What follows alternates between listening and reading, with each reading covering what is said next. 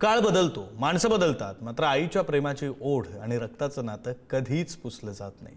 30 वर्षांपूर्वी घर सोडलेला मुलगा अचानक जिवंत असल्याचं समजलं आणि तब्बल 3 दशकांनंतर जेव्हा आई आणि मुलगा एकमेकांसमोर आले तेव्हा अक्षरशः कुटुंबासह उपस्थितांचेही डोळे पाणावले। आणि ही संपूर्ण किमया साधली ती म्हणजे बुलढाणा जिल्ह्यात SIRचं काम करणाऱ्या एका BLOनं।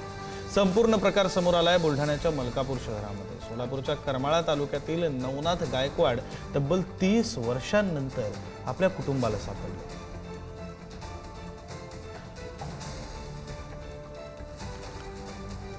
गुरुजींनी मला मार्गदर्शन केलं की मावशी तुमचा मुलगा गेलेला सापडलाय, मला फोन आलाय तिकडल्या सरांचा, म्हणून त्यांनी सांगितलं। मग आमचा जीव मोठा झाला, आम्हाला भरपूर आनंद झाला। आम्ही गेलो, आम्ही कडकडून भेटलो, आमची भेट झाली। नवनाथ मलकापूर जिल्हा बुलढाणा येथे रहिवासी म्हणून आहे, वास्तव्यास आहे।